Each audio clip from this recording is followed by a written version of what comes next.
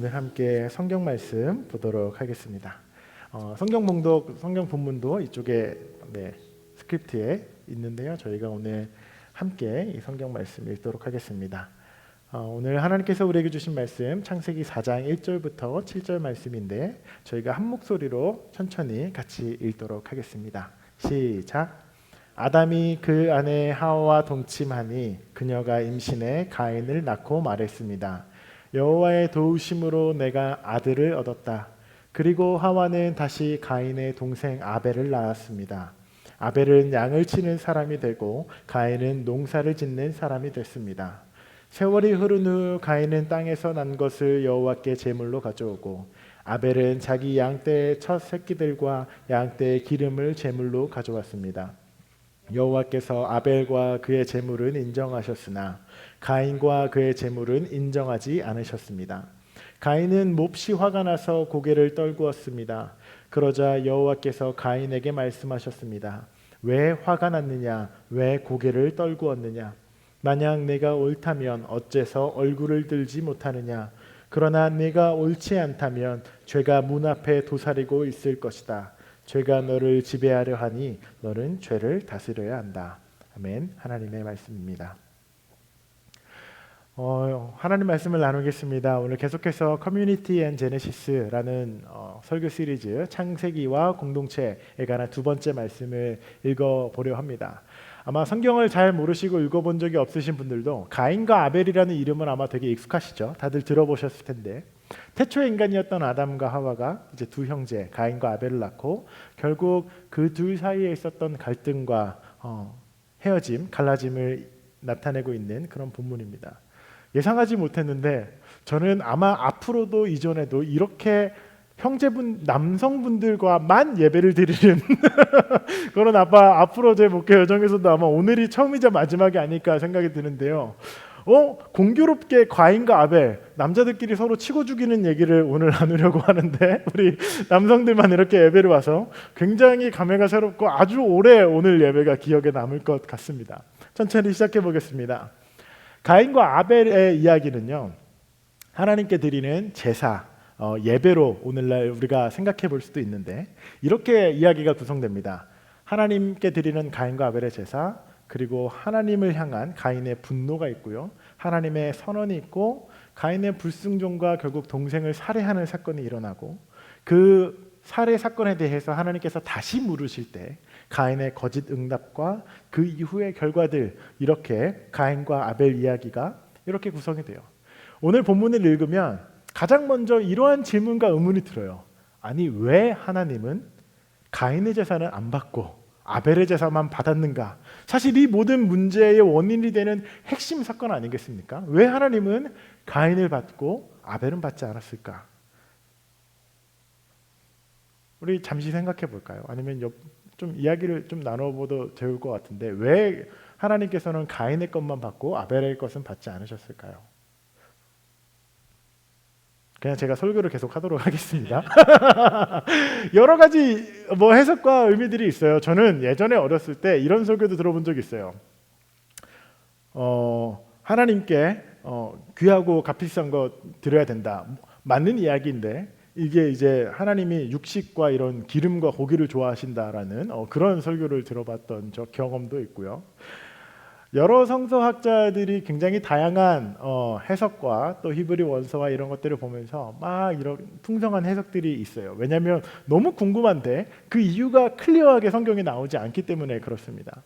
그래서 두 가지의 가장 주류된 해석들이 있는데 첫 번째로는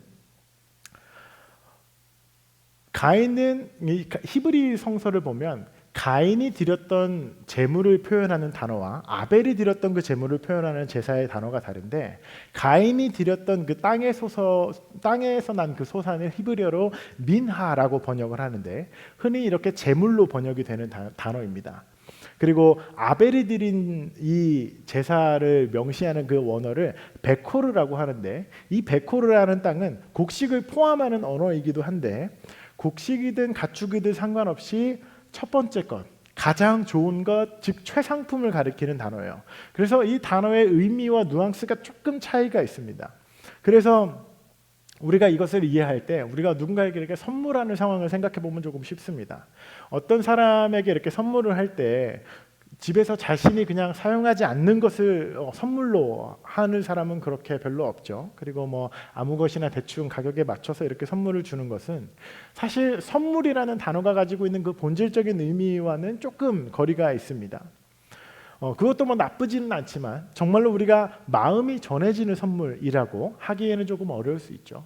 반면 오늘 우린 남자들만 모였으니까 아내나 우리가 함께 다 결혼을 하셨죠. 우리 아내나 파트너분들이 예를 들면 지나가다가 슥 이야기했던 저거 예쁘다, 저거 좋다라고 했을 때 그것을 한 몇 주 뒤에 문득 이렇게 몰래 이렇게 딱 선물을 가져온다면 우리 다들 너무 기뻐하고 좋아하지 않겠습니까? 그 선물이 좋은 것도 있겠지만 그때 내가 스쳐 지나가듯 했던 그 말을 기억해 준 그것이 굉장히 고맙고 감사할 것입니다. 그래서 이 사람이 나를 되게 생각하고 있구나, 내가 하는 말을 이렇게 잘 기억하는구나, 그렇게 아마 생각이 들 것입니다.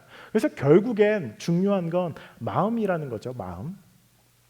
하나님께 드리는 제사와 예배도 이와 같습니다. 그래서 하나님이 뭔가 이 탄수화물보다 단백질과 지방을 선호하셔서 그래서 동물 제사는 받으시고 이 곡식 제사는 거절하시고 그런 게 안 합니다. 지금 하나님이 키토를 하고 있는 게 아니에요. 왜? 아벨이 드린 그 양이 훨씬 더 비싸고 값어치가 나가는 럭셔리한 것이라고 해서 그런 것도 아닐 겁니다. 하나님께서 보신 것은 그 제사를 드리고자 마음 먹은 그 순간부터, 아벨과 가인의 그 마음을 먹는 그 순간부터 막 이렇게 어떤 것을 드릴까 고르는 그 선물을 고르는 과정, 그 모든 것을 고르는 과정 중에 아벨은 하나님께 어떻게 하면 하나님께 제일 좋은 것을 드릴 수 있을까? 지금 내가 가지고 있는 양 중에 제일 통통하고 잘생긴 양은 누굴까? 심사숙고해서 하나님께 가장 좋은 것을 드리고 싶은 마음이고, 민하라는 단어로 번역된 것처럼 그저 가인은 자기가 가지고 있는 것들 중에서 이렇게 조금 떼어서 드렸습니다. 두 번째 해석도 있어요. 두 번째 해석은 히브리 원어 성경의 언어학적 분석인데요. 저도 히브리어를 막 술술 읽을 수 있는 네이티브는 아니지만 보통 아벨의 제사를 드릴 때 접속사, 주어, 그리고 완료형 동사 이렇게 문장이 쓰여져 있다고 합니다. 그런데 이게 보통 일반적인 어수는 아니에요. 그런데 이 문장 구조가 쓰여졌을 때 한 가지 추측해 볼 수 있는 것이 반복되는 동작을 말할 때 이렇게 어순을 바꾸어서 사용한다고 합니다. 그래서 때문에 두 번째로 우리가 추측 가능한 것은 아벨의 제사는 꾸준하게 아벨은 하나님께 좋은 것을 드려왔고 가인은 그렇지 않았다라는 해석과 이해가 있을 수 있습니다. 그래서 이 두 가지 해석 모두 제사와 예배를 드리는 가인과 아벨의 이 마음가짐과 진심, 하나님을 향한 그 진심에 대한 차이가 있다라고 할 수 있습니다. 근데 문제는 이제 여기서 발생하죠. 아벨의 제사는 하나님이 받으셨어요. 흠향하셨다라고 그의 제사를 이렇게 받으셨는데 가인의 제사는 그렇지 않았어요. 그런데 이제 가인이 그것을 인지했죠. 아벨의 것은 받아들여졌고 내 것은 받아들여지지 않았다. 그리고 나서 가인이 했던 행동이 아벨의 제사와 나의 제사를 이렇게 비교하기 시작한 것입니다. 왜 아벨의 것은 하나님께 닿았는데 왜 내 곡식은 그렇지 못한가라는 비교하는 마음과 그 분노가 이제 막 내면을 휘몰아치기 시작해요. 가인의 그 내면을 우리가 이렇게 상상해 본다면 뭐 이런 생각도 했겠죠. 내가 그래도 형인데 어떻게 동생 앞에서 면이 안 선다. 내가 저놈보다 더 형이고 먼저 태어났고 내가 더 중요한 장자인데 어떻게 내가 거절될 수 있냐. 저 녀석이 드린 저 조그만 양 새끼보다 내가 드린 이 곡식 뭉치가 사실 더 값어치가 나갈 수도 있는 것인데 왜 난 거절당해야 되지? 분명 이번 일은 부모님을 포함해서 이 동네 사람들에게도 다 알려지게 될 텐데 아벨은 더 칭찬받고 인정받고 나는 뒤에서 수군거림을 감당해야 될 것 같아. 저 녀석이 없었으면 이런 수치스러운 일을 당하지 않았을 것 같은데 아벨 때문에 내가 이렇게 수치를 당한다라고 가인은 아벨과 자신의 것을 계속해서 비교했을 것입니다. 내 것보다 더 좋아 보이고 내 것보다 더 커 보이는 것 그런 것들로 인해서 가인의 그 마음속에 열등감과 분노가 걷잡을 수 없이 일어났습니다. 사실 여러분 자세히 상황을 보면 문제가 어디 있었어요? 가인 자신에게 있었습니다. 왜 내 제사를 받아들여지지 않았을까? 하나님께 물었다면, 아벨에게 물었다면 너 도대체 어떻게 한 거야? 왜 내 건 안 됐어? 라고 정직하게 묻고 자기 내면에서 답을 찾으려고 시작했다면, 하나님께 기도하고 물어봤다면 아주 쉽게 해결되었을 문제입니다. 말씀을, 오늘 성경 구절을 구절구절을 잘 보시면 가인이 드렸던 그 제사 자체가 문제가 되었다고 보기 어렵습니다. 우리가 뭔가 이렇게 정성스럽지 않은 조금 이렇게 일반적인 선물을 했다고 해서 그것이 뭔가 악하다고 볼 수는 없듯이, 하나님께서 7절에 왜 얼굴을 들지 못해? 네가 옳지 못하다고 말씀하시는 그 부분은 가인의 제사를 명명한다기보다 오히려 가인이 하나님 앞에서 막 화를 내는 순간에 대한 하나님의 반응이거든요. 그래서 가인은 그 자신의 실수와 문제를 이렇게 돌이켜 보았을 수도 있지만 그렇지 않고 비교하면서 본인 안에 분노를 쌓아갑니다. 그리고 결국 그 비교와 분노 끝에는 이런 생각에 이르죠. 저 동생 아벨이 없으면 내가 드려진 이 제사가 받아들여질 거야 라고 생각합니다.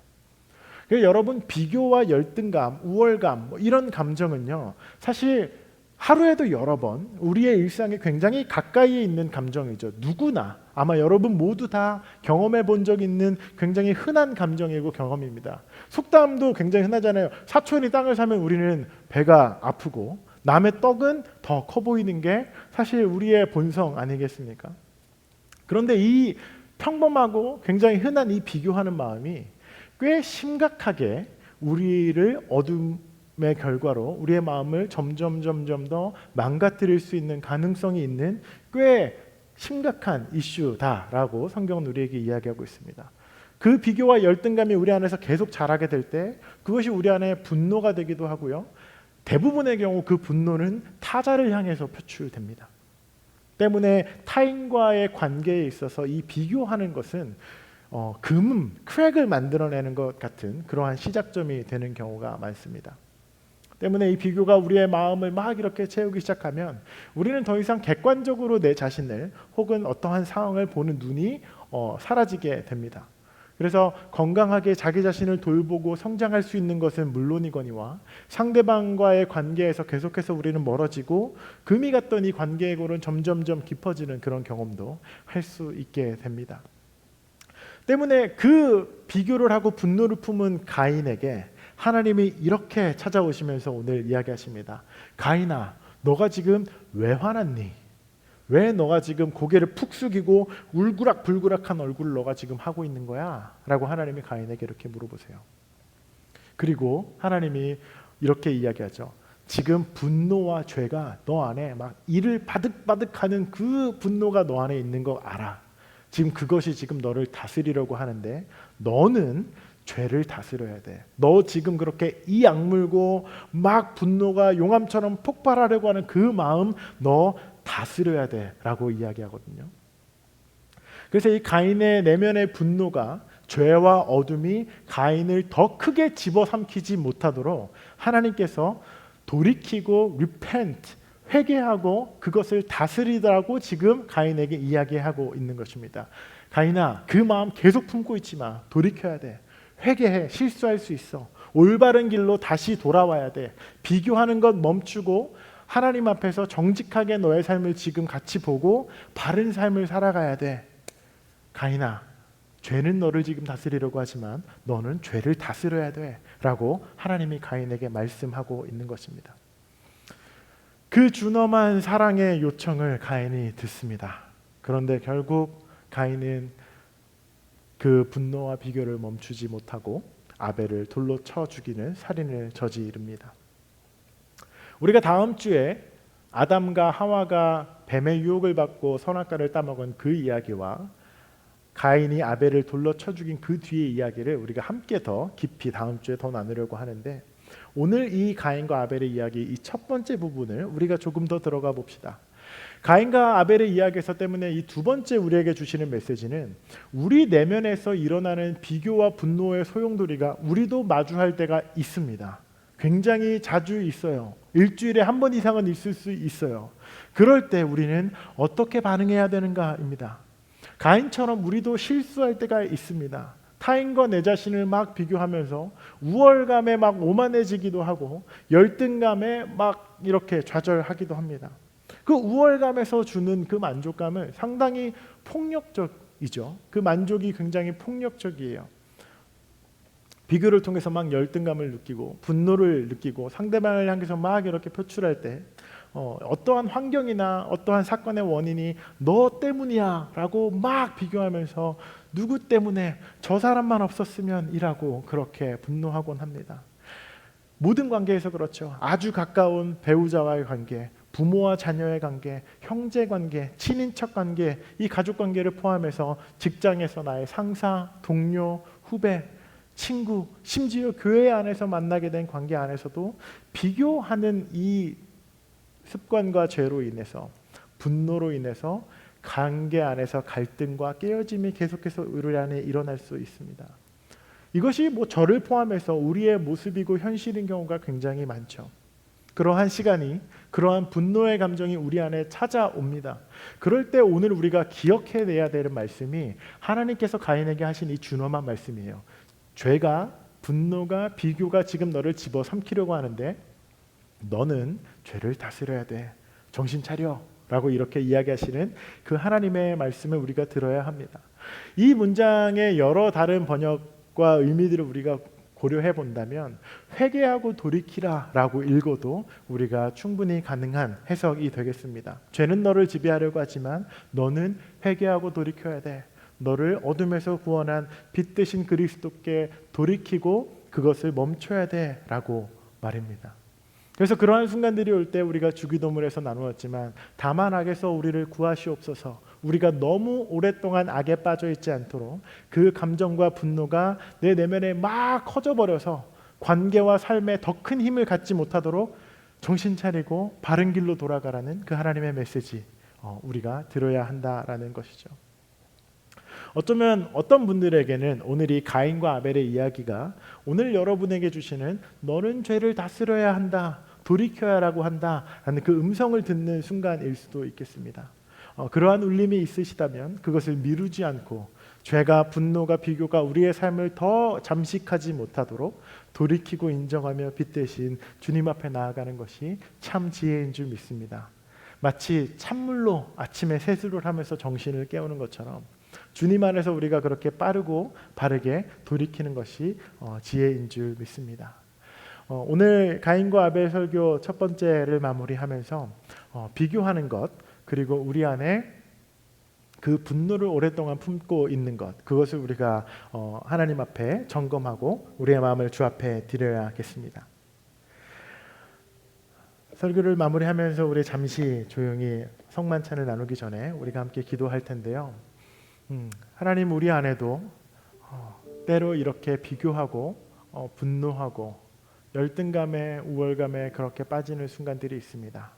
하나님, 내 마음에 그러한 생각들이 찾아올 때 죄는 너를 다스리려고 하지만 너는 죄를 다스려야 한다는 그 하나님의 사랑과 준엄한 말씀을 듣게 하여 주시옵소서. 우리가 그렇게 주님께 우리의 마음을 돌이킵니다. 빛 가운데로, 그리스도의 사랑 가운데로 우리가 그 마음을 돌이키오니 하나님, 이 시간 우리를 정결케 하시고 빛으로 걸어가는 우리의 걸음 가운데 주님 말씀하여 주시옵소서. 우리 잠잠히 주 앞에 나아가며 기도하도록 하겠습니다.